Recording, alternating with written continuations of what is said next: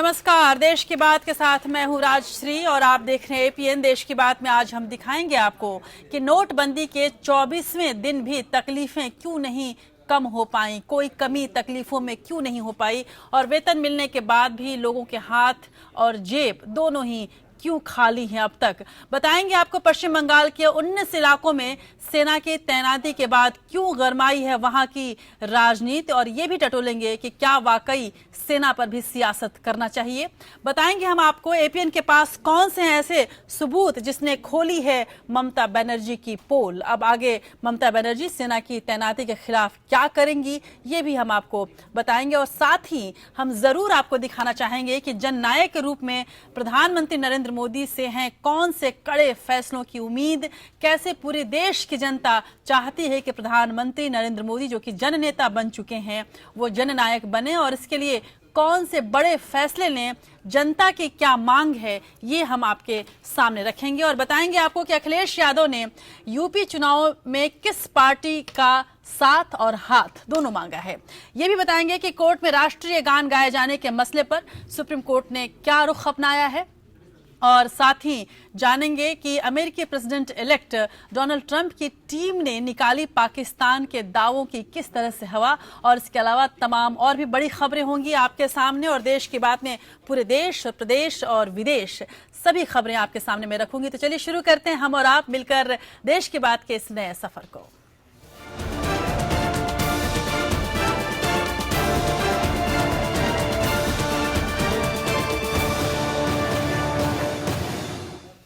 और सबसे पहले बात पश्चिम बंगाल की करते हैं जहां की सियासत काफी गर्म है इस वक्त। पश्चिम बंगाल के मुख्यमंत्री ममता बनर्जी राज्य के विभिन्न हिस्सों में टोल प्लाजों पर सेना के मौजूदगी के विरोध में गुरुवार को रात भर सचिवालय में रही। राज्य के विभिन्न टोल प्लाजा पर सेना की तैनाती को लेकर मुख्यमंत्री ममता बनर्जी ने कहा है कि क्या यह सैन्य तख्ता पलट है, यानी कि पश्चिम बंगाल में क्या मेरी सत्ता पलटने की कोशिश की जा रही है, ये आरोप ममता बनर्जी ने लगाया। और इस पूरे मामले को लेकर दिन भर आज दिल्ली में भी सियासत गर्म रही, कोलकाता में तो रही ही। सड़क से लेकर संसद तक इसी मसले पर हंगामा होता रहा और टीएमसी के तमाम नेता इस मसले को जगह जगह उठाते रहे और हंगामा करते रहे। इस पूरे मामले पर सेना ने भी अपना रुख साफ कर दिया है और अपने ऊपर लगे सभी आरोपों को सिरे से खारिज कर दिया है। पहले नोटबंदी, फिर नगरोटा और अब सेना को लेकर संसद में हंगामा बरपा है। पश्चिम बंगाल के कई जिलों में अचानक सेना की तैनाती को लेकर पश्चिम बंगाल की मुख्यमंत्री ममता बनर्जी ने सवाल उठाए तो तृणमूल कांग्रेस के सांसदों ने संसद में हंगामा किया। पश्चिम बंगाल के कई जगहों पर सेना की तैनाती का कांग्रेस ने भी विरोध किया। टेलीविजन में हम सुबह से देख रहे थे कि चीफ सेक्रेटरी को, स्टेट एडमिनिस्ट्रेशन को, डीजी पुलिस को इसके बारे में कोई जानकारी नहीं और यह भी शायद पहली दफा होगा कि chief minister waste Bengal Mamata Banerjee जी ने एक प्रोटेस्ट लॉन्च किया है। बंगाल में जो हुआ है कल रात को, आज सुबह तक हिंदुस्तान में कोई राज्य में कभी भी नहीं हुआ, इतिहास में नहीं है। सेना पर हमारा नाज है, हम उनका आभारी हैं कि उनके चलते देश के नागरिक सुरक्षित है। लेकिन जिस तरह कल 17 जगह, सिर्फ हावड़ा में नहीं, सिर्फ नवान्न में 19 जगह में, बंगाल की 19 जगह में सेना तैनात किया गया और बंगाल की प्रशासन को, पुलिस अधिकारी को बिना बताए किस कारण हो रहा है।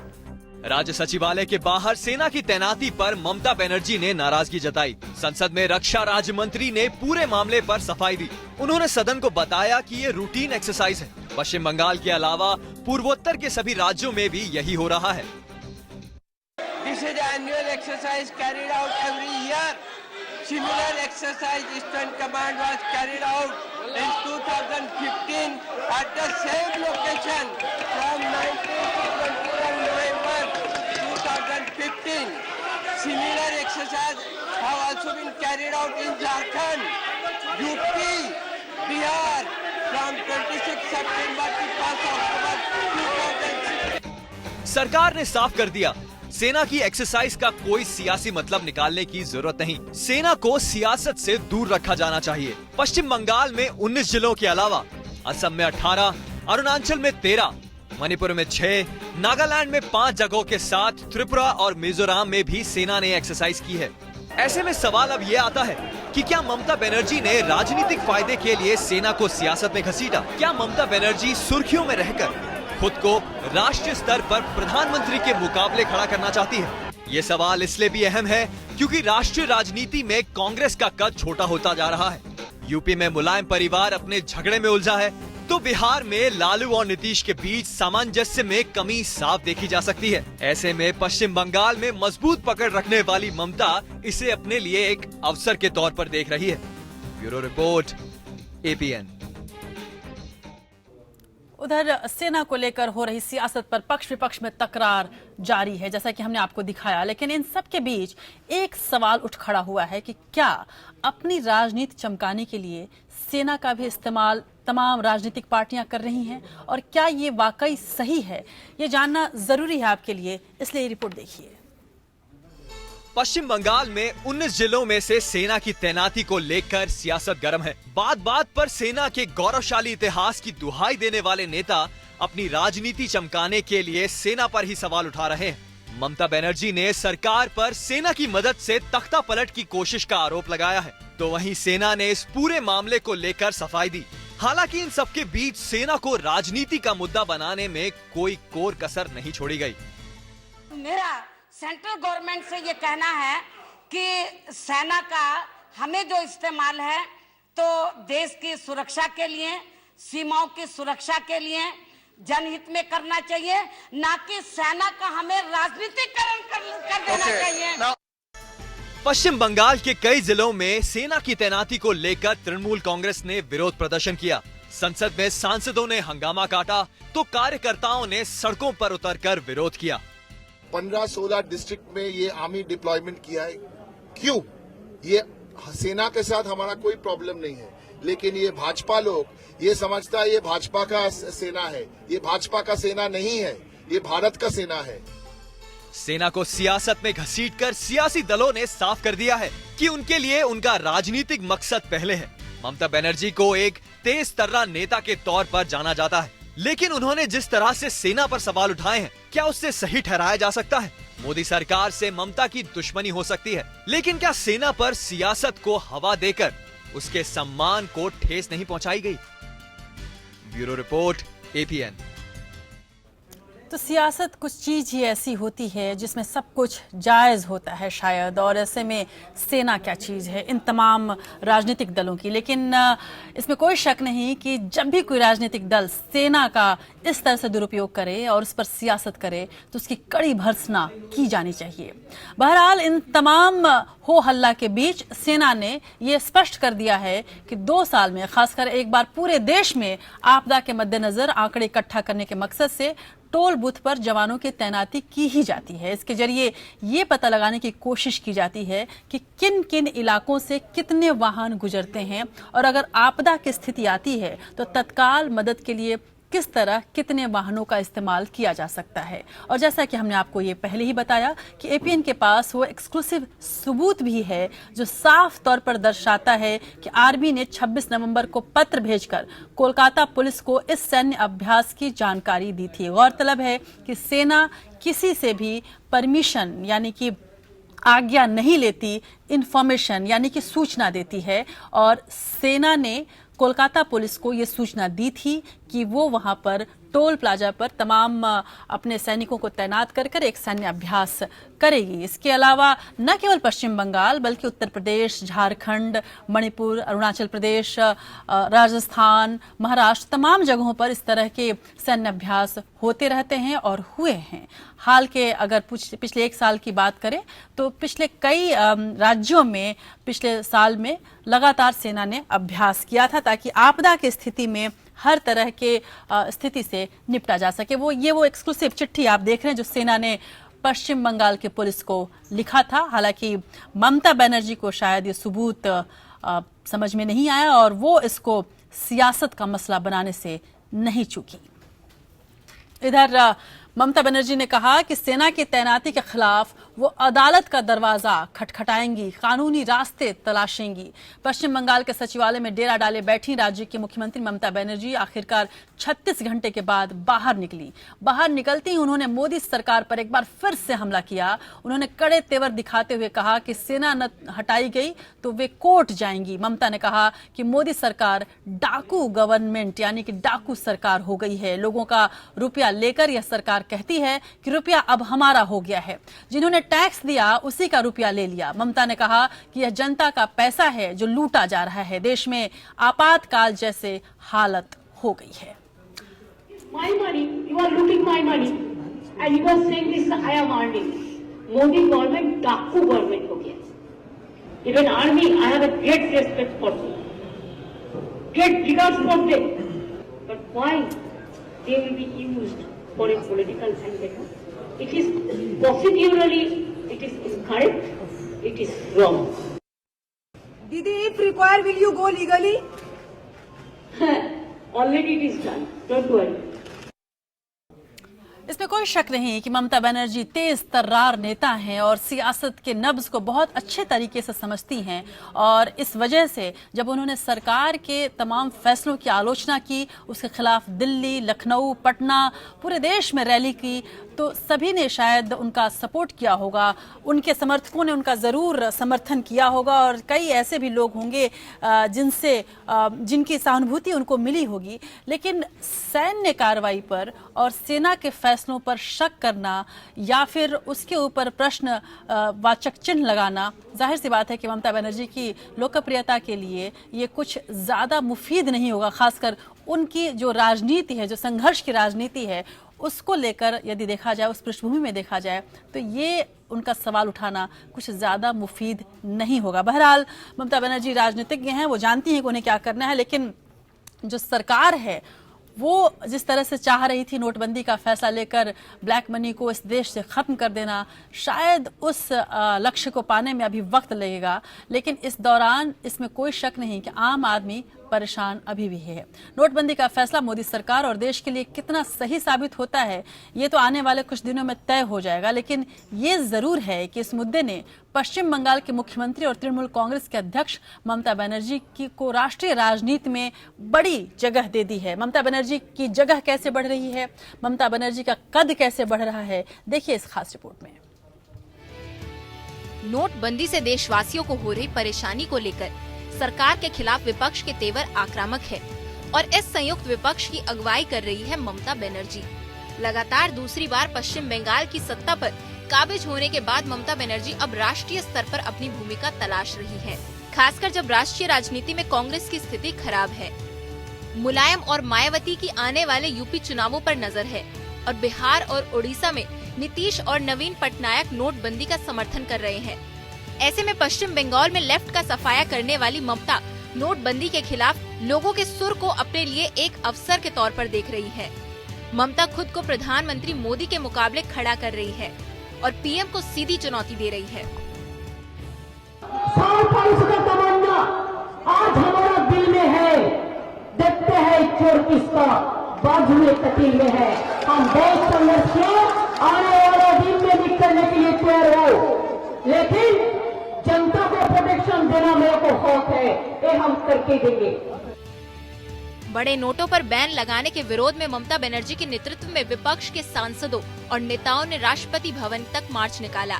इस मार्च में आप सांसद भगवंत मान, नेशनल कॉन्फ्रेंस के उमर अब्दुल्ला सहित कई दलों के बड़े नेता शामिल हुए। ममता ने इस मुद्दे पर साथ देने के लिए केंद्र सरकार की सहयोगी शिवसेना को भी अपने साथ कर लिया था। दिल्ली के मुख्यमंत्री अरविंद केजरीवाल ने ममता के साथ दिल्ली में कई सभाएं भी की। संसद में भी ममता बनर्जी की टीएमसी सरकार के खिलाफ आक्रामक दिखी। नोटबंदी के अलावा ममता बनर्जी के प्लेन में ईंधन कम होने का मामला हो या फिर पश्चिम बंगाल के 19 जिलों में सेना की तैनाती का मुद्दा हो, विपक्ष ममता बनर्जी के साथ संसद में एकजुट दिखा।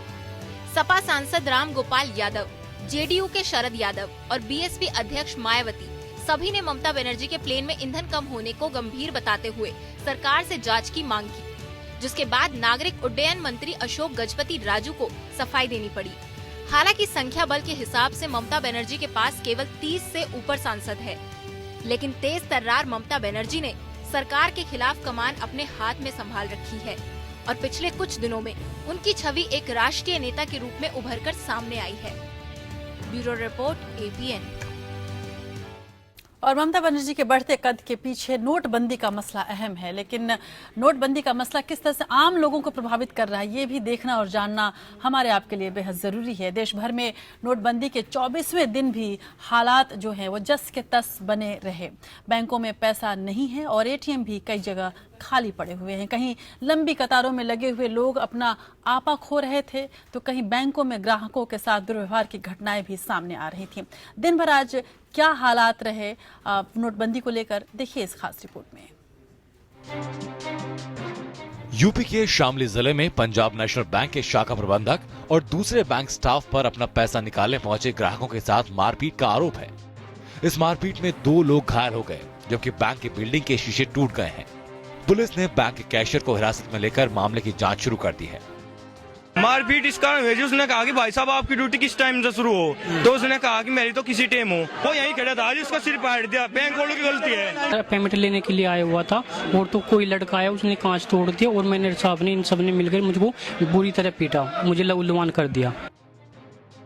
जबकि राजधानी लखनऊ में ATM पर आज फिर लंबी कतारें देखी गई। पैसे दे नहीं ना, आओ 5,000 दे देते, फिर उसके बाद फिर आप 5 दिन बाद आओ, 8 दिन बाद आओ। ये कोई तरीका है? और शादी की बात तो समझो, ये भी नहीं। बस अच्छे दिन आ गए सबके लिए, बहुत अच्छे दिन आ गए। अपने पैसों के पीछे हम लोग मरे जा रहे हैं। अपने पैसों के पीछे मोदी जी ने हम लोग को एक तरीके से भिखारी बना के बिठा दिया, देख लीजिए जमीन पे। जबकि संभल के थाना धनारी क्षेत्र के गांव सुल्तानगढ़ में रुपए नहीं मिलने से नाराज ग्रामीणों ने बैंक मैनेजर और कैशियर को बंधक बना लिया और बैंक में ताला जड़ दिया। बैंक खुलने ना दे रहा है, पैसा रोज आती है, रोज लौटा देते हैं पैसा, मगर रोज आ रही है इस बैंक में, बढ़ जाती है पब्लिक से आने से पहले। कुछ ऐसा ही नजारा देखने को मिला फिरोजाबाद स्थित बैंक ऑफ बड़ौदा में, जहां पर लगातार 2 दिनों से बिना कैश लिए लौट रहे लोगों ने बैंक का शटर गिरा दिया और बैंक स्टाफ को अंदर बंद कर दिया। कैश की मांग की तो अंदर से आती है बात कि कैश नहीं है, इसलिए जनता ने आक्रोश बस इस पे ताला लगा दिया है। तो बाहर से सब लोगों ने, जनता ने ताला उसका लगा दिया, क्योंकि बैंक में अंदरूनी काम चल रहा है पर जनता का कोई काम नहीं चल रहा। जनपद गाजीपुर के संयुक्त क्षेत्रीय ग्रामीण बैंक में, जो यूनियन बैंक ऑफ इंडिया द्वारा संचालित किया जाता है, यहाँ प्रति ग्राहक मात्र 2,000 रुपए देकर काम चलाया जा रहा है। रोड पे ना जा तो यही डांटता है, अफसर डांटते हैं कि रोड पे क्यों नहीं जा, पता घर कैसे चलाएं, खर्चा कहाँ से करें, मोटरसाइकिल पेट्रोल कहाँ से डलवाएं। बदायूं के पंजाब नेशनल बैंक में भी कुछ ऐसा ही हाल है। देश में कैश के लिए मचा हाहाकार कम होने का नाम नहीं ले रहा। सरकार और CBI के दावे कागजों में सिमट कर रह जा रहे हैं और आम आदमी नोटबंदी की मार के तले दबता जा रहा है। Bureau report, APN। तो देश के भीतर और बाहर मौजूद काले धन को लेकर सरकार एक के बाद एक बड़े कदम उठाती जा रही है, जैसा कि हम लगातार देख रहे हैं 8 नवंबर के बाद। इसी बीच काला धन रखने वालों को चेतावनी देते हुए वित्त मंत्रालय ने कहा है कि जो भी लोग काले धन को सफेद करने जैसे कामों में लगे हैं उन्हें छोड़ा नहीं जाएगा। प्रवर्तन निदेशालय यानी कि ED इस तरह के धन का पता लगाने में लगी हुई है। वित्त मंत्रालय में आर्थिक मामलों के सचिव शक्तिकांत दास ने ट्वीट करके कहा है कि जो भी धन शोधन यानी कि मनी लॉन्ड्रिंग अथवा काले धन को सफेद करने की गतिविधियों में लिप्त हैं उन्हें बख्शा नहीं जाएगा। प्रवर्तन एजेंसियां इस तरह के धन के स्रोत तक पहुंचने में लगी हुई हैं और आपस में समन्वय के जरिए ये काम कर रही हैं। इसके परिणाम दिखने भी लगे और आने वाले दिनों में ये और स्पष्ट होगा। अब ऐसा हो या न हो, लेकिन इसमें कोई शक नहीं कि इस वक्त जो है आम जनता काफी परेशान है, क्योंकि जो भी इसकी प्रायोगिक स्थितियां हमें दिख रही हैं उसमें हम लगातार देख रहे हैं कि देश भर से लोग ये कह रहे हैं कि उनका वेतन उन्हें नहीं मिल रहा है, उनकी जेब अब पूरी तरह से खाली है। इसके लिए सरकार को जरूर अब अच्छी और व्यवस्था करनी पड़ेगी। लेकिन देश में कैश के लिए आज जैसा कि हमने आपको दिखाया कि दिन भर लोग कतारों में दिखे। APN के संवाददाताओं ने विभिन्न जगहों पर एक रियलिटी चेक किया कि आखिर लोगों को परेशानी क्या हो रही है। सबसे पहले दिल्ली की ये रिपोर्ट दिखाती हूं मैं आपको, जिसमें अंबुज पांडे ने दिल्ली के पटेल चौक पहुंचकर कतार में खड़े लोगों से बात की, उनकी परेशानी जानने की कोशिश की। 8 नवंबर को नोटबंदी के फैसले के बाद से लगातार ATMों और बैंक्स के बाहर इसी तरह की लंबी लाइनें देखने को मिल रही हैं आज 2 दिसंबर है, बहुत सारे लोग इसी उम्मीद में, इसी लंबी कतार में खड़े हुए हैं कि उनकी बारी आएगी। एटीएम में एक तो पैसा नहीं है, जहां पर है वहां इसी तरह की लंबी लाइनें देखने को मिल रही हैं। आपको लगता है कि स्थितियां सामान्य हो रही हैं? ठीक है स्थिति? जी नहीं, स्थिति अभी सामान्य नहीं हुई है। बड़ी लंबी लाइनों का सामना करना पड़ रहा है। सरकार कह रही है कि बहुत कैश है, सब कुछ है। कहने से क्या होता है सर, जो सामने है वो दिख रहा है ना। कैसे देखते हैं आप इन स्थितियों को? आपको लग रहा है कि सामान्य है स्थिति? सर स्थिति तो यहाँ कोई भी सामान्य नहीं है, और गांव में तो और ज्यादा दिक्कत है। पैसे है ही नहीं, बैंक बंद है। कल मैं नोएडा गया था, वहाँ बैंक में देखा पैसे नहीं, आगे लगा कैश, नो कैश। बताओ क्या करें, क्या स्थिति समान। पीएम साहब कहते हैं कि आम आदमी सो रहा है चैन से। सो रहा है क्या? आपको दिख रहा है यहाँ पे आदमी चैन से सो रहा, एक घंटे से लाइन में खड़े हुए यहाँ पे। आप देख रहे हैं यहाँ पे 100 से ज्यादा बंदे खड़े हैं, 200 से ज्यादा बंदे खड़े हुए हैं। एक सवाल कीजिएगा, सबसे एक सवाल कीजिएगा कि जो ये लाइन में लोग लगे हुए हैं, सारे ब्लैक मनी वाले लगे हैं सर, अपने पैसे के लिए भीख मांगनी पड़ रही है हमारे को, तो खाने के पैसे नहीं है और काम धंधे सारे बंद हुए पड़े हैं। इसकी जिम्मेदारी कौन लेगा? कि जो सच है उसको कोई छुपा नहीं सकता। आज 23-24 दिन हो गए, 23वां दिन में खत्म हो गया नोटबंदी के, और सरकार की व्यवस्था ही नहीं है कि सभी एटीएमओ पे जो है पैसे उपलब्ध हों। 2000 की लिमिट रखी, जहां जाते हैं एटीएमओ में कैश खत्म, कैश खत्म, कैश खत्म। कई लोग बहुत दूर दूर से आए हैं, लंबी कतारों में खड़े हैं, बहुत देर से खड़े हुए हैं और अपनी बारी का इंतजार कर रहे हैं। कैमरा पर्सन इमैनुअल के साथ अंबुज पांडे, APN न्यूज़, दिल्ली। आमतौर पर भारत की सियासत को कहा जाता है कि जाति, धर्म और वर्ग में बटा हुआ है, लेकिन इन कतारों में जो लोग खड़े हैं ये सभी जाति के हैं, सभी धर्म के हैं और सभी वर्ग के हैं और सभी परेशान भी हैं। सबकी आवाज़ एक ही है कि सरकार ने फैसला तो सही लिया, व्यवस्था अच्छी नहीं की। मुंबई में क्या हाल है, क्योंकि ये जानना इसलिए हमारे लिए ज़रूरी है। मुंबई भारत की आर्थिक राजधानी है, देश की राजधानी का, और वहाँ की परेशानी का जायज़ा हमने लिया तो मुंबई को कैसे छोड़ देते। मुंबई में हमारे संवाददाता दिवाकर ने वहाँ के लोगों से हाल जानना चाहा कि आखिर किस हाल में हैं ये लोग 2 दिसंबर को। नोटबंदी का आज 24वां दिन है, लेकिन जो लाइन है वो लगातार लगती नजर आ रही है बैंक के सामने। इस वक्त हम एक बैंक के सामने हैं जहाँ पे सीनियर सिटीजन्स यहाँ पे बैठे हुए हैं अपना पैसा डिपॉजिट करने के लिए, और साथ ही साथ उनकी जो सैलरी आई है अकाउंट में, जो कि यहाँ पे लोग काम करते हैं, महीना पूरा हो चुका है, और तो कहीं ना कहीं जो है उस सैलरी को पाने के लिए, क्योंकि बैंक में कैश नहीं तो परेशानी हो रही है लोगों को। सर आपसे जानना चाहेंगे कितनी परेशानी अभी भी आ रही है आपको? सब तो पैसा नहीं है तो सब परेशानी है ना। पैसा हम लोग क्या करेगा, पैसा एटीएम जाएगा तो पैसा नहीं मिलता है, बैंक में जाएगा तो पैसा नहीं मिलता है, क्या कर पैसा बिगड़ पैसा हम लोग क्या करेगा। हमको खाली इधर उधर बता रहे हैं कि इस काउंटर पे जाइए, उस काउंटर पे जाइए, और जिससे मैं पूछ भी रहा हूँ वहाँ पे जो उनके कैशियर हैं तो वो मुझको कोई जवाब नहीं दे रहे हैं। सरकार को सोचने की जरूरत है कि लोगों को परेशानी ना हो, उनको उनका पैसा मिल सके, इसलिए आरबीआई और सरकार दोनों को मिल के कदम उठाने की जरूरत है, और जो कैश की कमी है उसको जल्द ही दूर करने की जरूरत है। कैमरामैन अब्बास के साथ दिवाकर सिंह, मुंबई, APN। वक्त कम रहता है एक बुलेटिन के अंदर, इसलिए तमाम लोगों की प्रतिक्रिया हम आपको नहीं दिखा पाते हैं, लेकिन इसमें कोई शक नहीं कि एक दो जो आप देखते हैं प्रतिक्रिया, वही प्रतिक्रिया लगभग कई लोगों की होती है।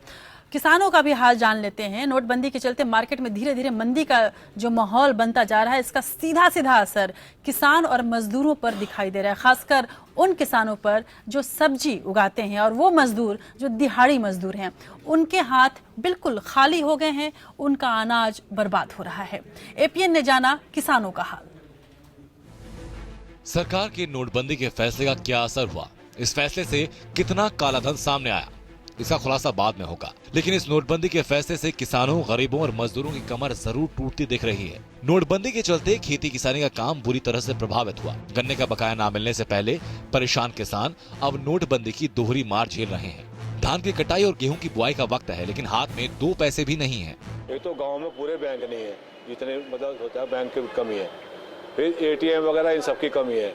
ऐसा हमें एहसास हो रहा है कि हम चोरों की गिनती में आ गए। सरकार को बिना इंतजाम के जो फैसला लिया है, ये आम आदमी पर, गरीब आदमी पर, सब पर चोट की गई है। जो काला धन था उस पर तो कुछ चोट हुई नहीं, चोट हुई है सिर्फ गरीब आदमी पर। नोटबंदी के फैसले से किसान की परेशानियां बेहद बढ़ गई हैं। बुआई और कटाई तो दूर, बीज और खाद तक के लिए दर दर भटकना पड़ रहा है। छोटे नोट मिल नहीं रहे, वो 2000 का बाजार में चल नहीं रहा, तो जितना किसान की अपनी सब्जियां हैं, दूध है, जो आपूर्ति की चीजें हैं, उनमें भी बड़ी कठिनाई का समय महसूस कर रहे हैं। किसान का गन्ने का पेमेंट ना होने से ही काफ़ी दिक्कतें थी। और नोटबंदी के बाद जो किसान आपस में एक दूसरे का सहयोग लेकर के किसी प्रकार से अरेंज कर लेता था, वो इस नोटबंदी के कारण टोटल प्रभावित हो गया। नोटबंदी के फैसले से देश का अन्नदाता बेहाल है। देश का पेट भरने वाला खुद की भूख मिटाने के लिए 2 वक्त की रोटी का इंतजाम नहीं कर पा रहा। उसे अपना ही पैसा बैंक से निकालने के लिए खेतों से ज्यादा पसीना बहाना पड़ रहा है। Bureau report, APN। तो 8 नवंबर को पीएम मोदी द्वारा की गई नोटबंदी की घोषणा के बाद से नोटबंदी के नियमों में कई बार तब्दीली की गई। बावजूद इसके अभी भी कई लोगों के पास 500 और 2000 के नए नोट नहीं पहुंचे हैं। सरकार भले ही भरपूर कैश का दावा कर रही हो, लेकिन ये तमाम रिपोर्टें जो हैं वो इस दावे को खोखला साबित करती हैं। बैंकों और ATM में कैश की कमी के चलते अभी भी लोगों की लंबी कतारें हैं। आप देख रहे हैं कैश से जूझ रहे बैंक और ATM। नोटबंदी के अभी तक के बैंक और ATM जो है वो लगातार कैश की कमी से लगातार जूझ रहे हैं। जैसा कि हमने आपको दिखाया, लोगों को कतार में लगने के बाद भी कैश नहीं मिल पा रहा। अधिकतर ATM में कैश डालते ही पैसा खत्म हो जा रहा है, क्योंकि पैसे कम हैं और निकालने वाले ज्यादा हैं। नोटबंदी के जो हालात, नोटबंदी के बाद जो ये हालात बने हैं, ऐसा लग रहा है कि अब एक रेगुलर हमेशा चलने वाली ये कहानी हो गई है, ये स्थिति हो गई है। हमारे साथ लखनऊ स्टूडियो से वरिष्ठ पत्रकार रतन मणिलाल जी जुड़ रहे हैं और नोटबंदी के अलावा तमाम तरह के राजनीतिक जो हलचल आज दिन भर रही, उस पर वही रतन जी से हम लोग चर्चा करेंगे। बहुत बहुत शुक्रिया रतन मणिलाल जी, देश की बात में मेरे साथ हिस्सा लेने के लिए आपका बहुत स्वागत है आपका। और सबसे पहला मेरा सवाल आपसे यही है, कितने पैसे हैं आपके जेब में? कुछ 100 रुपए है जी। तो दिक्कत हो रही है, आप वहां पर हैं, जाहिर सी बात है कि आपके जानने पहचाने वाले तमाम लोग होंगे। जो जिस तरह से नोटबंदी का ये फैसला 25 दिन के बाद भी लोगों को बिल्कुल दिक्कतों में डाले हुए है, क्या लगता है कि सरकार जो है घोषणाएं तो कर रही है, पर जो जमीन पर ये सब कुछ पहुंच नहीं पा रहा है? देखिए, मुझे ऐसा लगता है कि जब 8 तारीख की रात को ये निर्णय लिया गया होगा या जब घोषणा की गई थी जी, तो उसके पहले ऐसी उम्मीद की जाती थी, कम से कम आज हम ऐसी उम्मीद करते हैं कि 8 तारीख के पहले ही प्रधानमंत्री ने या भारत सरकार ने रिजर्व बैंक ऑफ इंडिया के साथ और सारे जितने भी बैंक हैं, सरकारी, प्राइवेट, कोऑपरेटिव बैंक, सबके MDs के साथ मिलकर कम से कम ये तय कर लेना चाहिए था कि जो सप्लाई लाइन है वो अगले 1 महीने तक कैसे चलेगी, कैसे नोट पहुंचाए जाएंगे और बारी बारी से ATMs को रिकैलिब्रेट किया जाएगा। तो ये एक एक्सरसाइज जो कि प्री एम्प्टिव एक्सरसाइज होनी चाहिए थी, यानी कि जो कदम उठाया गया था उसके पहले की तैयारी की एक्सरसाइज होनी चाहिए थी। लेकिन अब ऐसा साफ लग रहा है कि ऐसे एक्सरसाइज नहीं की गई और जिसका नतीजा हमारे सामने है कि सब कुछ अनाउंस हो जाने के बाद, तमाम सारे नियम बदले जाने के बाद भी पैसा अभी तक लोगों तक नहीं पहुंच पा रहा है। और इस बीच में इतनी बड़ी मात्रा में जो पैसा वापस हो गया 1000 और 500 के नोट के तौर पे, उसके बदले में जो करेंसी लोगों के पास नहीं आई, तो काफ़ी परेशानियां हैं लोगों को। बड़े शहरों में हो सकता है थोड़ी परेशानियां कम हो, लेकिन छोटे शहरों में और ख़ास तौर पे कस्बों में और गांव में, जहां पे रोज़ का लेन देन या महीने के बिल्स का पेमेंट, चाहे वो काम करने वाले हों, चाहे वो परचून की दुकान का पेमेंट हो, जहां पे कैश में होता है, वहां दिक्कत तो है। और ये दिक्कतें लगातार बनी हुई हैं, जिससे कि जो असंतोष पहले ऐसा लग रहा था कि थोड़ा बहुत है और बहुत फैल नहीं रहा है, वो असंतोष अब गहरा होता जा रहा है, जो कि सही बात है कि चिंता की बात है। और ऐसे में बैंकों को और सरकार को मिलकर कुछ ऐसा करना चाहिए कि ये असंतोष और ना बढ़े, नहीं तो स्थिति बड़ी खराब हो जाएगी। जी बिल्कुल। और लेकिन ऐसे में जो लगातार सरकार की तरफ से कहा जा रहा है, जिसको देखा जाए कि डेट, जो तारीख है वो बदल रही है। प्रधानमंत्री ने कहा कि 50 दिन में सब कुछ ठीक हो जाएगा, वित्त मंत्री ने कहा कि 2 महीने में सब कुछ ठीक हो जाएगा, नीति आयोग कह रहा है कि 6 महीने में सब कुछ ठीक हो जाएगा। ऐसा नहीं लगता रतन मणि जी की जिस तरह से प्रधानमंत्री सबके सामने आए, उन्होंने ये बोला कि 50 दिनों का यह दुख है और इस बीच में आप ये काम कर सकते हैं, यानी कि 2000 के आप नोट बदल सकते हैं, आप 4,500 रुपए पैसे निकाल सकते हैं। उसमें भी बहुत परिवर्तन होता रहा, बार बार नियम बदलते रहे। इससे आपको लगता नहीं कि सरकार की जो साख है उस पर भी प्रभाव पड़ेगा? बिल्कुल, ये मैंने जैसा कहा कि अगर ये इतना बड़ा निर्णय अगर लिया ही जाना था और ले ही लिया गया था, तो कम से कम इसको अपहोल्ड करने के लिए वो सब किया जाना चाहिए था जो कि जरूरी था। बैंकों में सप्लाई चेन बनाना, नोटों की प्रिंटिंग और उनकी उपलब्धता इंश्योर कराना, और अगर ऐसा सरकार नहीं करा पाई तो जो सरकार के समर्थक भी थे उनको भी असंतोष हो रहा है, क्योंकि सरकार की साख ही नहीं बल्कि सरकार के प्रति जो समर्थन था, व्यापक जन समर्थन था, वो भी धीरे धीरे प्रभावित होगा, जो कि सरकार के लिए लॉन्ग टर्म में एक बहुत ही चिंता की बात है। क्योंकि जिस तरह से अभी बहुत सारे निर्णय लेने की बात की जा रही है, तो अगर पहले ही निर्णय का नतीजा ये दिखा तो मुझे लगता है कि आगे जितने भी निर्णय और लिए जाने बाकी हैं उनमें लोगों को उतना समर्थन मिलेगा कि नहीं जो इसमें मिल गया है, उस पर बहुत बड़ा एक सवालिया चिन्ह उठता है। रतनमणि जी, और एक और सवाल छोटा सा लूंगी, उसके बाद आपको एक रिपोर्ट भी दिखाऊंगी। इतना दुख है, इतनी दिक्कत है, उसके बाद भी प्रधानमंत्री ने जो मोदी ऐप पे सर्वे कराया उसमें 98% उनको इस बात के लिए धन्यवाद ही किया गया और सबने स्वागत किया उनके इस फैसले का। और हम लोग भी लगातार हमारे तमाम संवाददाता और हम सभी जब भी जमीन पर बात कर रहे हैं, सभी लोग ये कह रहे हैं कि फैसला सही है। तो ऐसे में क्या समझा जाए कि प्रधानमंत्री नरेंद्र मोदी की नीयत तो ठीक है, लेकिन चूंकि तैयारी ऐसी नहीं थी इसलिए बाकी लोगों की नीयत ही खराब हो गई है। मुझे ऐसा लगता है, ये मेरा पर्सनल ओपिनियन है कि इस निर्णय में बहुत ज्यादा लोगों को कॉन्फिडेंस में नहीं लिया गया। रिजर्व बैंक के गवर्नर और वित्त मंत्रालय के लोग, यानी कि वित्त मंत्री और कुछ सचिव वगैरह ही काफी नहीं थे।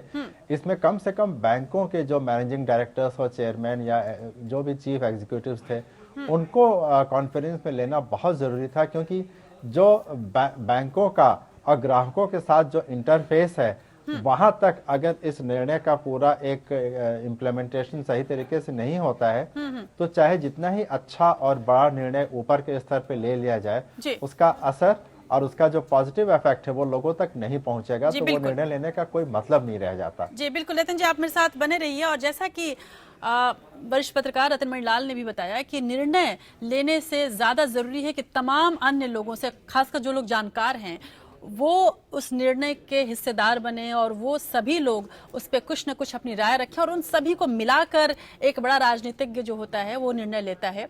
प्रधानमंत्री मोदी अच्छे राजनीतिज्ञ के तौर पे जाने जाते हैं।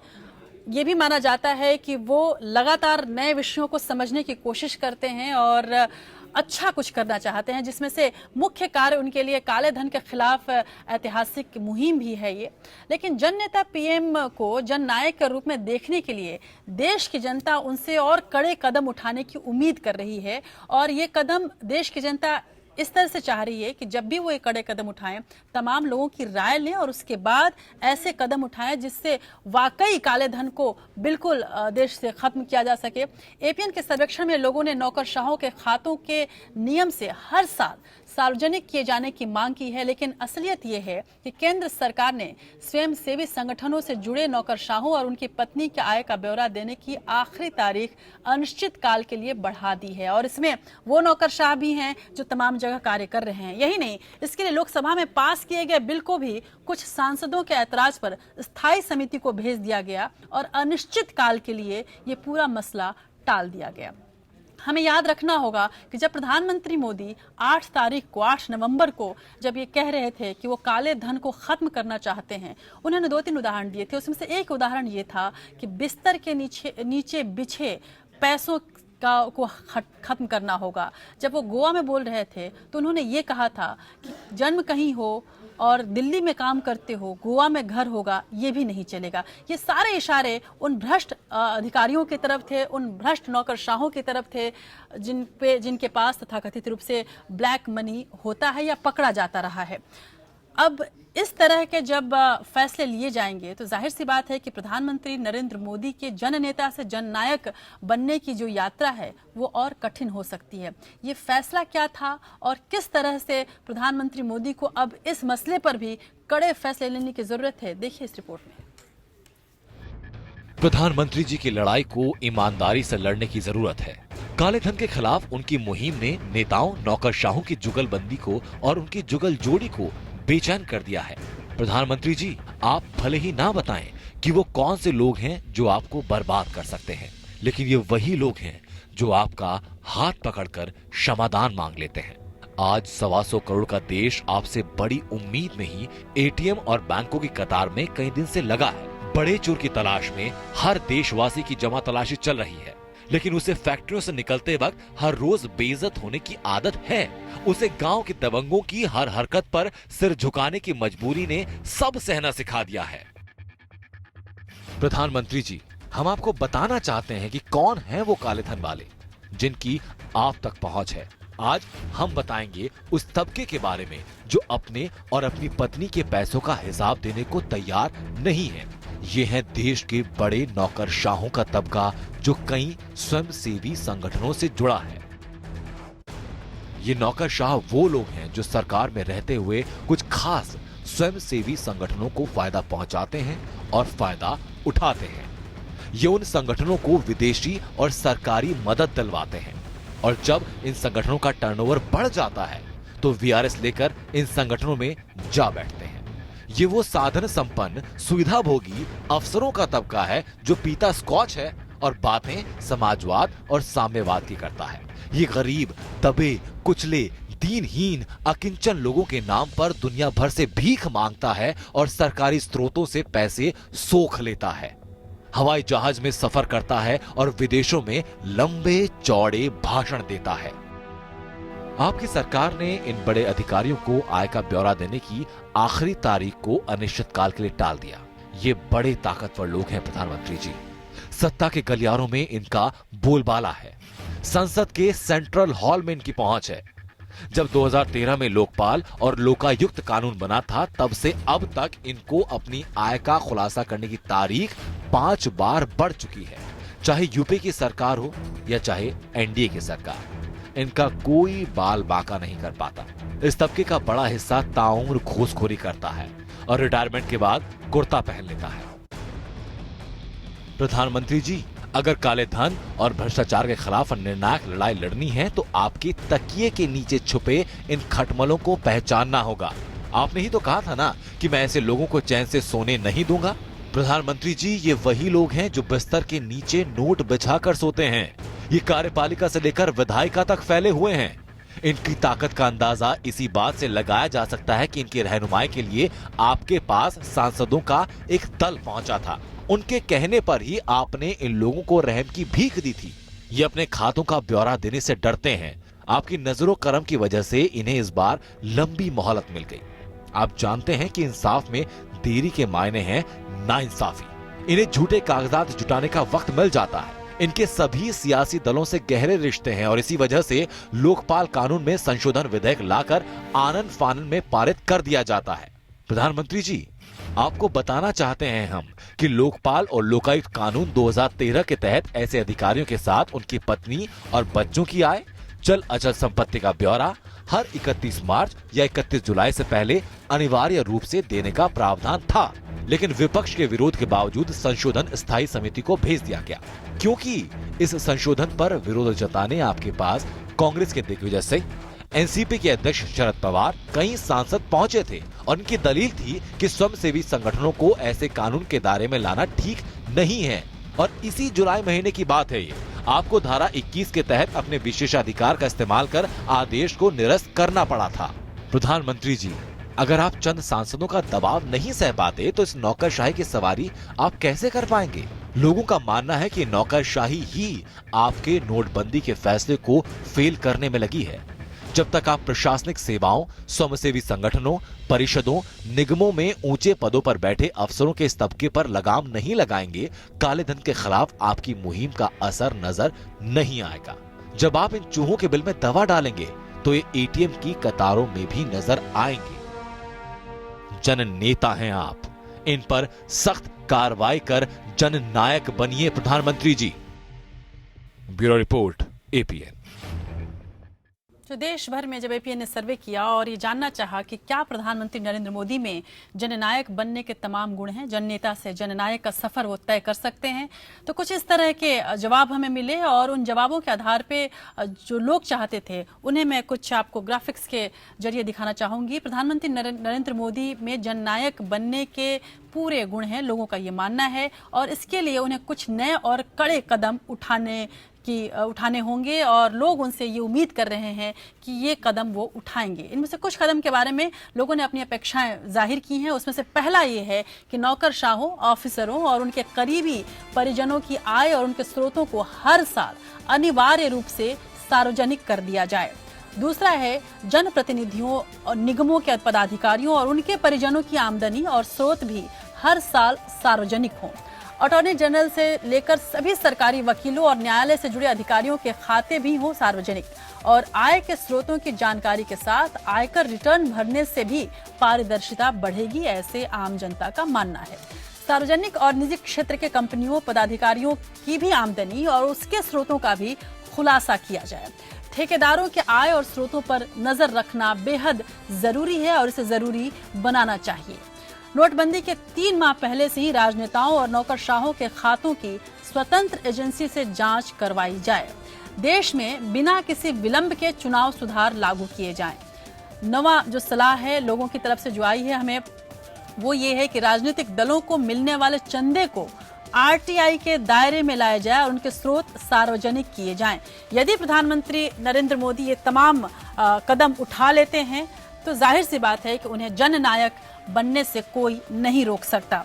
रतन मणिलाल जी हमारे साथ मौजूद हैं। रतन जी, आपने ये रिपोर्ट भी देखी और आपने ये भी देखा कि कैसे पिछले दरवाजे से ब्यूरोक्रेट्स बच जा रहे हैं सरकार के शिकंजे से, सरकार के फंदे से। आपको ये नहीं लगता कि प्रधानमंत्री नरेंद्र मोदी जो कि जन नेता है, उनमें जननायक बनने के गुण तो हैं, यदि वो इन तमाम कदमों को अमल में ले आए? बिल्कुल, इसमें कोई शक ही नहीं है, बल्कि मैं तो इससे और 2 कदम आगे जाके कहूंगा कि इतना बड़ा मैंडेट जो प्रधानमंत्री को मिला 2014 के चुनाव में, वो मैंडेट इसी बात को लेके मिला था कि उन्हें एक मजबूत नेता के तौर पे देखा गया और ये माना गया कि ये व्यक्ति किसी के दबाव में नहीं आएगा, किसी भी प्रेशर ग्रुप के दबाव में नहीं आएगा। लेकिन आज जैसा कि अभी आपने अपनी रिपोर्ट में दिखाया कि क्या पक्ष, क्या विपक्ष, क्या गठबंधन और क्या उसके बाहर हर तरह के पार्टी के नेता प्रधानमंत्री से मिलके और उनसे रिक्वेस्ट कर रहे हैं कि एनजीओ से जुड़े हुए अधिकारियों को इतना अपनी आमदनी के बारे में बताने के लिए बाध्य न किया जाए।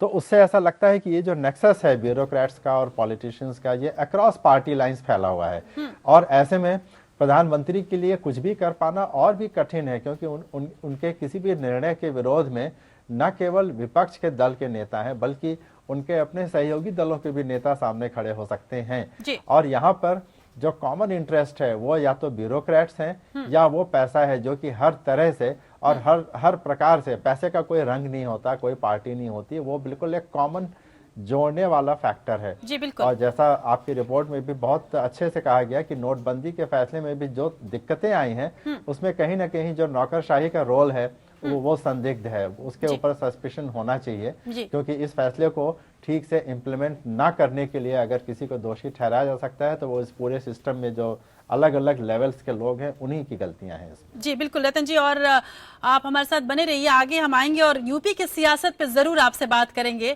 वहां भी बहुत कुछ हो रहा है। लेकिन इसके पहले मैं प्रधानमंत्री नरेंद्र मोदी की वो बात आपको दिखा दूं जो कि नोटबंदी पर उन्होंने कही है, लिखी है, इसको ज्यादा उपयुक्त होगा ये कहना। अर्थव्यवस्था में नकदी की बहुतायत को भ्रष्टाचार और काले धन का बड़ा स्रोत मानते हुए प्रधानमंत्री नरेंद्र मोदी ने आज लोगों से नकदी रहित लेन देन यानी कैशलेस ट्रांजैक्शन की अपील की है। सोशल मीडिया में एक लेख में मोदी ने ऐसे मजबूत भारत की नींव रखने पर जोर दिया जहां भ्रष्टाचार का नामो निशान नहीं हो।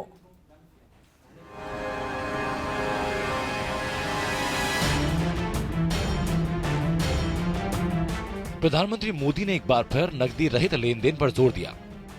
linkedin.com पर पोस्ट किए गए एक लेख में प्रधानमंत्री ने लिखा कि 21वीं सदी के भारत में भ्रष्टाचार के लिए कोई जगह नहीं है।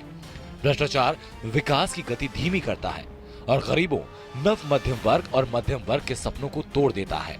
भ्रष्टाचार और काले धन के खात्मे के उद्देश्य से 500 रुपए और 1000 रुपए के नोट अमान्य करने के अपने 8 नवंबर के ऐतिहासिक फैसले का संदर्भ देते हुए उन्होंने कहा कि अर्थव्यवस्था में बहुतायत में नकदी की उपलब्धता भ्रष्टाचार और काले धन का एक बड़ा स्रोत है।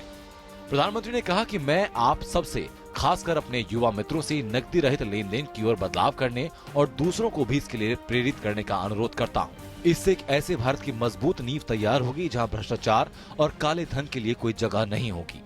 प्रधानमंत्री मोदी ने लेख में आगे कहा है कि आज हम मोबाइल बैंकिंग और मोबाइल वॉलेट के दौर में रह रहे हैं।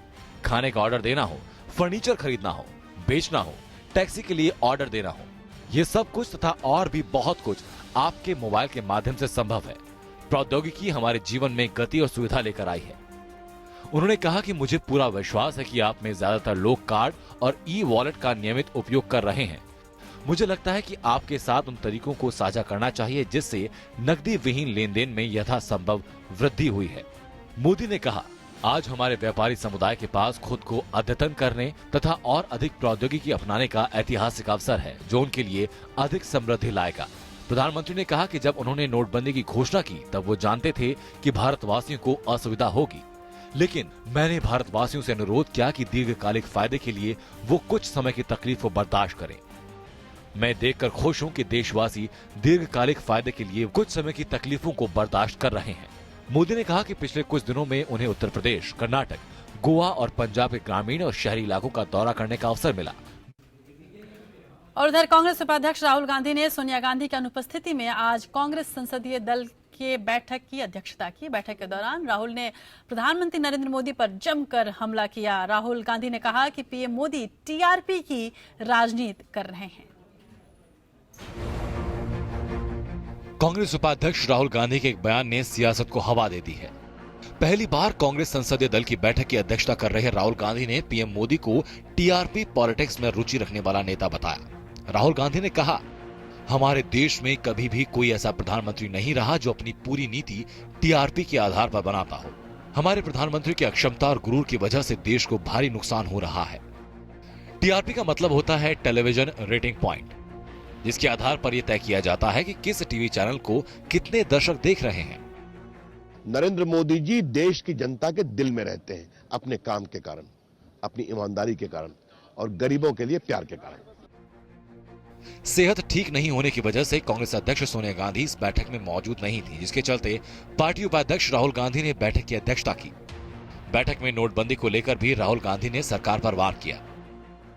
देश में ब्लैक मनी ऐसे कैंसर की तरह फैल गया है, उसको खत्म करने के लिए जो एक ईमानदार प्रधानमंत्री ने जो कदम उठाया है, दुख की बात है कि राहुल गांधी को इसको सपोर्ट करने के बजाय वो टीआरपी, प्रधानमंत्री के टीआरपी जो बढ़ रहे हैं उससे उनको डर लग रहा है।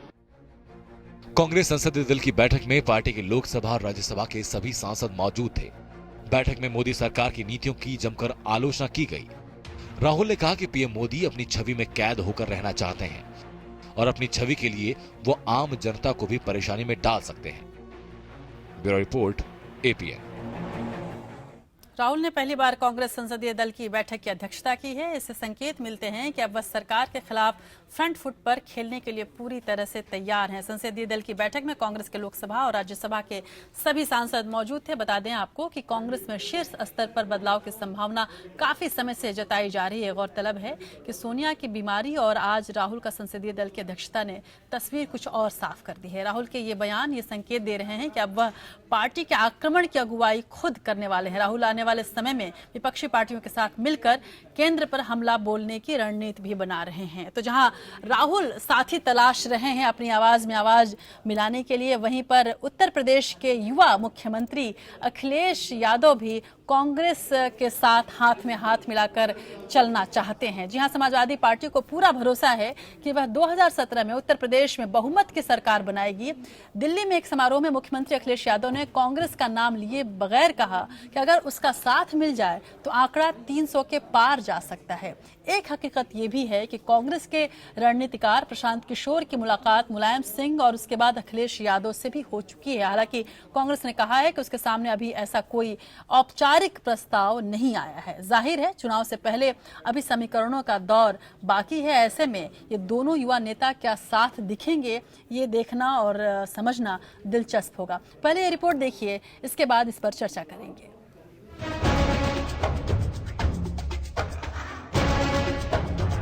उत्तर प्रदेश में अगले साल होने वाले विधानसभा चुनावों की सुगबुगाहट तेज होती जा रही है। आया राम गया राम का दौर तो पहले ही शुरू हो चुका है। सवाल अब सिर्फ पार्टियों के बीच हाथ मिलाने का रह गया है। यूपी के मुख्यमंत्री अखिलेश यादव ने शुक्रवार को दिल्ली में एक समारोह में बीएसपी, बीजेपी, कांग्रेस, अमर सिंह और यूपी चुनाव के साथ नोटबंदी पर खुलकर बातें की। अखिलेश यादव ने यूपी में एक बार फिर समाजवादी पार्टी की सरकार बनाने का भरोसा जताया है। जब उनसे गठबंधन के बारे में सवाल पूछा गया तो उन्होंने कहा कि जब गठबंधन होता है तो किसी न किसी को स्वीकार करना होता है कि उसकी सीटें कम होंगी। घाटा फायदा देखने पर वह चीज नहीं बनेगी। मेरे हिसाब से फॉर्मूले कई हो सकते हैं, लेकिन ये नेताजी तय करेंगे। हम सिर्फ मशविरा दे सकते हैं। वैसे तो हम बहुमत की सरकार बनाने जा रहे हैं, लेकिन उनका भी साथ आ जाए तो हम 300 से ज्यादा सीटें जीत जाएंगे। अखिलेश यादव ने माना कि कांग्रेस के रणनीतिकार प्रशांत किशोर की मुलायम सिंह यादव से मुलाकात हुई है। हालांकि कांग्रेस इस बारे में कोई उत्सुकता नहीं दिखा रही है। विनम्र निवेदन है, कभी अलायंस का अगर कोई कागज आएगा तो उस पर निर्णय करेंगे। अभी कुछ आया नहीं तो हम क्यों बेगानी शादी में अब्दुल्ला दीवाना क्यों बने। उधर बीजेपी ने कांग्रेस और समाजवादी पार्टी के हाथ मिलाकर चुनाव लड़ने की संभावनाओं को तरजीह नहीं दी है। बीजेपी का दावा है कि सूबे में सरकार उसी की बनेगी। समाजवादी पार्टी डरी हुई है चुनाव संभावनाओं को लेकर। उत्तर प्रदेश में कानून व्यवस्था की बदतर स्थिति और घोर अराजकता, विकास के सारे अधूरे कार्य और प्रशासनिक विफलता, तो कुल मिलाकर समाजवादी पार्टी की सरकार असफल कर गई है। डरी हुई है समाजवादी पार्टी, इसलिए अकेले चुनाव में उतरने की उसकी हिम्मत नहीं है। बार बार कांग्रेस का गठबंधन हो जाए तो 300 सीटें ले आएंगे, तो कांग्रेस के भरोसे समाजवादी पार्टी सत्ता में आने के बारे में सोच रही है। समारोह में जब अखिलेश यादव से बीजेपी और बीएसपी पर सवाल पूछा गया तो उन्होंने कहा कि अच्छे दिन वाले और पत्थर वाली सरकार को तय करना है कि वे नंबर 2 पर है या नंबर 3 पर। उन्होंने अमर सिंह पर भी कहा कि वह इसलिए पार्टी में आए कि पार्टी आगे बढ़े, सरकार बनाए, तो कम से कम अंकल का व्यवहार, उनकी भाषा, उनका तजुर्बा इस बात के लिए हो कि सरकार समाजवादियों की बने। वह पार्टी में रहे या नहीं, यह फैसला मैं नहीं कर सकता। उन्होंने यह भी कहा कि राजनीति का रास्ता टेढ़ा मेढ़ा है, ऊंचा नीचा है। ये जरूरी नहीं कि रफ्तार वही हो जो आप चाहते हो। कभी रफ्तार रोकनी पड़ती है तो कभी बढ़ानी पड़ती है। राजनीति में रास्ता निकाला जाता है। उन्होंने यह भी कहा कि नोटबंदी से सभी पार्टियां साइकिल पर आ जाएंगी। Bureau report, APN। उधर सरकार ने सीबीआई के कार्यवाहक निदेशक के तौर पर राकेश अस्थाना की नियुक्ति कर दी है। APN की खबर पर कैसे मुहर लगा ये हम आपको आगे दिखाएंगे, लेकिन इससे पहले रतन मणिलाल जी हमारे साथ मौजूद हैं। रतन जी, जैसा कि हमने देखा कि अखिलेश यादव ने साफ तौर पर ये इशारा कर दिया कि वो कांग्रेस का हाथ और साथ दोनों चाहेंगे यदि उनको सरकार बनाना है। तो किस तरह से समझा जाए कि क्या वाकई ये बात पुख्ता है और समाजवादी पार्टी इस कोशिश में लगी हुई है? हालांकि इतिहास पर यदि नजर डालें तो कई बार ऐसा हुआ कि दोनों ही लोग बहुत अंतिम समय तक साथ साथ दिखते रहे और जो सीटों के गणित पर फंस गए और एक दूसरे से अलग हो गए। देखिए, बातचीत दोनों पार्टियों में होती रहती है, दोनों पार्टियां एक दूसरे का सहयोग करते रहते हैं। ये बहुत कॉमन नॉलेज है और ये कई सालों से ऐसा होता आया है। चाहे वो पिछली जो केंद्र की सरकार थी उस समय भी समाजवादी पार्टी ने उनका सहयोग किया था। लोकसभा चुनाव के दौरान ये सर्वविदित है कि यूपी में जो कांग्रेस को 2 सीटें मिली हैं उसमें भी समाजवादी पार्टी के सहयोग का बहुत बड़ा हाथ एक था वो दोनों सीटें जीतने में। और जहां तक नीतियों और तमाम जो पॉलिटिकल सोच की बात है वो समाजवादी पार्टी और कांग्रेस की काफी मिलती जुलती है और खास तौर पे भाजपा के विरोध करने के नाम पर दोनों पार्टियों की भाषा और जो वो है वो बिल्कुल सिमिलर है। तो और अभी अखिलेश यादव जी पिछले कुछ दिनों पहले भी कह चुके हैं कि वो चाहेंगे कि वो राहुल गांधी बड़ा अच्छा काम कर रहे हैं, वो मेरे साथ रहे या हमारी पार्टी के साथ रहे तो बड़ा अच्छा होगा। तो ये कोशिश तो जरूर है दोनों पार्टियों लेकिन देखना होगा कि आने वाले समय में ये कितना जो रंग है वो कितना गहरा हो सकता है। बहुत बहुत शुक्रिया रतन जी, वक्त बहुत कम है इसलिए ज्यादा आपसे बातचीत नहीं कर पाई, लेकिन बहुत बहुत शुक्रिया आपका। और एक जैसा कि मैंने आपको बताया कि APN की एक खबर पर किस तरह से बड़ी मुहर लगी है, और वो है सरकार ने सीबीआई के कार्यवाहक निदेशक के तौर पर राकेश अस्थाना की नियुक्ति कर दी है। ये खबर हमने आपको कल ही बताई थी और आपको बताया था सबसे पहले एपीएन ने कि राकेश अस्थाना कार्यवाहक निदेशक के तौर पर आ सकते हैं सीबीआई में। राकेश अस्थाना गुजरात कैडर के 1984 बैच के आईपीएस अधिकारी हैं। इससे पहले विशेष निदेशक आर.के. दत्ता इस पद के लिए दौड़ में शामिल थे, लेकिन उन्हें विशेष सचिव के तौर पर गृह मंत्रालय रातों रात भेज दिया गया। ये पहला मौका है जब गृह मंत्रालय में विशेष सचिव जैसा कोई पद बनाया गया। इतना ही नहीं, 10 साल में ये पहला मौका है जब मौजूदा सीबीआई प्रमुख के उत्तराधिकारी को नहीं चुना गया। कार्मिक एवं प्रशिक्षण विभाग ने अस्थाना की नियुक्ति की पुष्टि कर दी है। सीबीआई की नियुक्ति में आखिरकार वही हुआ जो एपीएन ने आपको बताया था। राकेश अस्थाना को सीबीआई का कार्यवाहक निदेशक नियुक्त कर दिया गया है। पीएम मोदी के करीबी माने जाने वाले राकेश अस्थाना गुजरात कैडर के 1984 बैच के और राकेश अस्थाना की तस्वीरें देख रहे हैं आप, और आपने जैसा कि सुना कि किस तरह से उनको सीबीआई के कार्यवाहक निदेशक के तौर पर चुन लिया गया है, और ये बड़ा फैसला सरकार का। अब बात अदालत की। सुप्रीम कोर्ट ने बृहस्पतिवार को सिनेमाघरों में फिल्म शुरू होने से पहले राष्ट्रगान को बजाने का फैसला सुनाया, लेकिन आज देश भर की अदालतों में कार्यवाही शुरू होने से पहले राष्ट्रगान बजाना अनिवार्य करने वाली याचिका खारिज कर दी गई। अदालत ने याचिकाकर्ता से उचित अदालत का दरवाजा खटखटाने को कहा।